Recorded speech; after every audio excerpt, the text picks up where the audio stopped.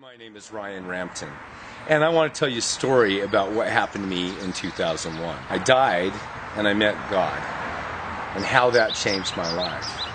And I want you to know that God is real from the experience that I had, and I want to testify of Him today. So, in 2001, I was in my photography studio. I'm a commercial photographer. I had tipped over one of my lights earlier in the day, and I had broken this light. And it had broken the wires out of it and just really shattered it. So I'm trying to fix it, see if there's anything to salvage. And the cord where it plugged into the housing had broken. Well, in fact, I have one right here.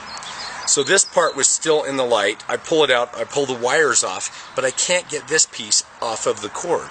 So I'm pulling on it, and I'm pulling on it, and I can't get it. I remember it's still plugged in. So I go over to where it's plugged in, and I unplug it. Well, there's 4 of them plugged in, and I think I get the right one. But guess what? It was the wrong one. So I come back, and I'm pulling on the cord again, and I'm trying to pull, and I can't get it. But, you know, I'm a pretty smart guy. I like to MacGyver things. In fact, sometimes I'd say I'm brilliant. So I had a brilliant moment in what I can do to fix this. Hey, let's use my teeth as pliers. Well, okay, that wasn't so brilliant. Maybe that was one of my less brilliant moments, but anyway, I know why are you cringing? Quit cringing. Okay, cringe. Anyway, the electricity surges through me. It's completely encompassing my body. Every cell feels like it's going to explode. I can't move a muscle. I can't move my hands. I can't pull the cord out. I can't move my eyes to see if anybody sees me. I'm trying desperately to look around the room. I can't move anything. My whole body is completely frozen in the grip of electricity. I'm pulling with all my strength, but nothing is working, including my heart. My heart's frozen too. The only thing that's keeping me alive is the electricity running through me. So my life flashes through before my eyes, and I'm thinking, oh my gosh, like, this is bad. But you know what? I'm not too worried because I've had so many near-death experiences where I should have died, but didn't. The Lord had saved me time after time after time. When I was a firefighter, full-time firefighter, I got caught in a flashover. Nope, didn't die a hero. Almost died in a car wreck. Nope, can't die glamorous. I'm a pilot. I get inverted in the clouds. Almost run into a mountain. Nope, can't die in a fiery crash. I am going to die from stupidity. I'm going to end up a joke on the internet. This is all that goes through my head. Now, oh my goodness, I'm leaving my family, and I'm going to die. Life is over. No. I'm worried about being a joke on the internet. So, anyway, there's where my priorities were. So, I'm being shocked, and I wasn't really worried until I could see black smoke billowing out of my mouth. And I knew the body's not supposed to be that from being an EMT on the ambulance. That's kind of a bad thing when it's coming out jet black like a locomotive. And I think, this is it, I'm dead. I am dead. And at that point, I saw this bright light above my head. Well, I couldn't move my body, but I look up into the light. And this light is coming down. It's the most beautiful light I'd ever seen. It was just breathtaking. And I remember it coming down and enveloping me and taking me into the light. And I ended up in this pure white room. And instantly I knew where I was and where I was going. And I was going home to God. I was going home to Father is what came through my head. And I started to jump up and down and just go, oh my goodness, yes, yes, yes. Never been so excited in my life. Little kid at Christmas that can get up at 7 o'clock and at 6:59, anticipation is running through me at this extreme level. I'm so excited to go home. So beautiful. And I'll tell you a little bit more in detail about this later, but the important thing is Christ shows up behind this veil. And I can see Him and see the outline of Him. And He is so brilliantly lit, like somebody has a searchlight behind Him. And the radiance and the light is just blasting through. And it is so beautiful. And it is so amazing. And my heart is just melted, and I'm filled with love. And I feel the Spirit of the Lord so strongly. And I feel like everything's all right. And He comes to me through the veil, and He's standing right in front of me.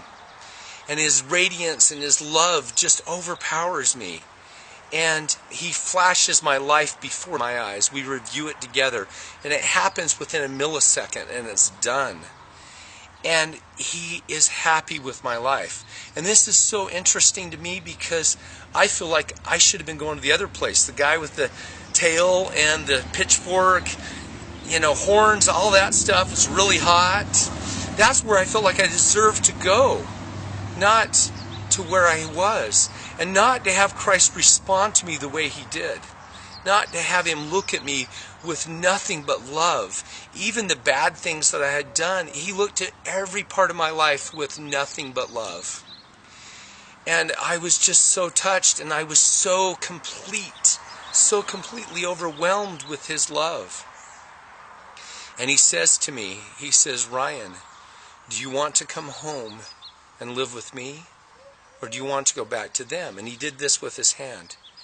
And as He did that, the floor that I was standing on was pure white. And it went to foggy and then to clear. And I found myself standing in the air about 20 feet above my children. And I could see them playing. My little girl's like 6. And her older brother's 12, and the baby's asleep. And my older son's at a friend's. But I can see them playing, and I know they need me, and I know that I can't go home. I know that I can't stay in heaven, and it breaks my heart. As much as I love my children, as much as I want to be with them, it breaks my heart to leave heaven and to not go home with Christ. I don't want to, but I know it's my duty that they need me. And so I decide I'm going to go home. And I turn to Christ and I say, no, I can't come home. They need me. And He said, okay, I will see you again. And He sent me back to my body.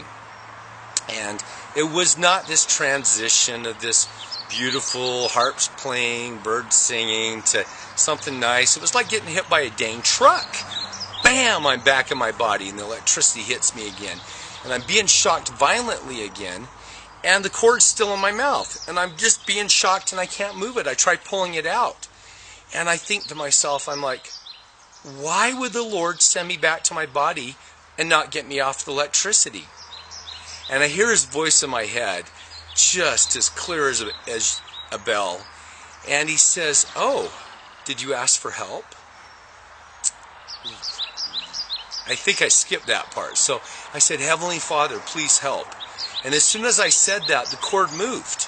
So I'm holding the cord, and all of a sudden it moves, and I can feel it pull. And I'm like, holy crap. And so I start pulling with all my strength. And I'm pulling and I'm pulling and pulling. And it's like the Lord made me do everything in my power to pull it out. But He made up the impossible part, which was to overcome the electricity. No matter how strong I am, no matter how much strength I have, I can never overcome my own muscles when you're being electrocuted. So He made up the impossible part. And I had to do my part, though, and pull. And I couldn't ever understand why that was until I understood the atonement and understood how the atonement worked. And that's what He wanted to teach me, was how the atonement worked through this physical example. Well, anyway, so the cord pops out of my mouth. Yay, I'm free. And then everything goes black. Whoom. Because at this point, my heart's still not beating. It's still dead in my chest. The electricity was keeping me alive, and it was like somebody unplugged me, and everything goes black. I don't even remember hitting the ground. But I fell down, knocked some stuff over. My son in the other room hears it, comes running in, finds me face down on the ground, rolls me over, and I take a spontaneous breath, and when he's shaking me, he's like, Dad, are you okay? And I went, and he's like, black smoke's coming out of my mouth still, and he's like, oh my gosh.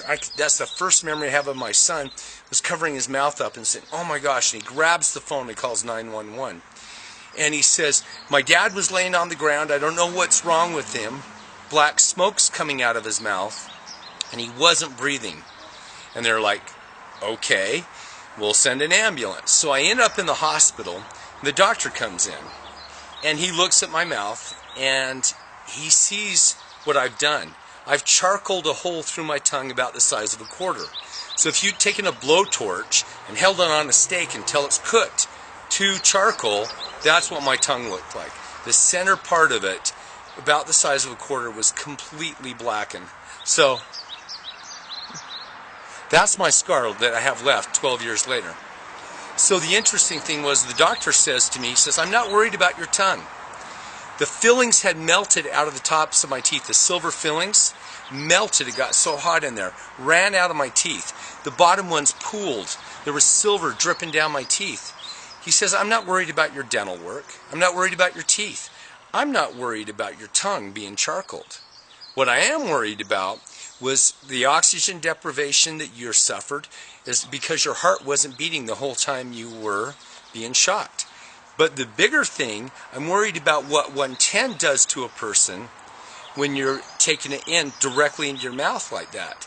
It cooks you from the inside out. He says 220 will burn people and blow body parts off, but 110 will cook you from the inside out. So he says, I'm worried about your brain damage. I'm worried about your lungs. I'm worried about your heart. I'm worried about your kidneys. Every organ in your body is going to be damaged. It's not if it's going to be damaged, but to what extent it will be damaged. So he says, we're going to run some enzyme tests on your blood and see what kind of enzymes you have in your blood. That will tell us what type of damage. So they tube me to keep my throat open, and they go leave me overnight. The doctor comes back in the morning, sends the nurse in, they take the tube out of my throat, and he comes in and he says, I've discharged you, you're free to go home. And I'm like, what? He says, yes, I ran your enzyme tests on your blood, and there are 0 enzymes in your blood. He says, I didn't believe it, so I had him run it twice, and then I ran it the third time myself. He says, I've run the test 3 times. You have no enzymes in your blood. He says, given the damage in your mouth and the amount of time you were on the electricity, that's an impossibility for you to have no damage. He says, you're a miracle. I'm a man of science and not faith. But he says, you're a miracle. I cannot explain what's happened to you. He says, go home and count your blessings. So I went home and felt okay, but not really. I didn't really want to be here. I was doing it out of duty to my kids, and I love my children so much. But it was painful to miss that love every day. It was very difficult. So I will tell you in the next video when my life change came and how it affected me from that point on. I love you, and thank you for watching this video.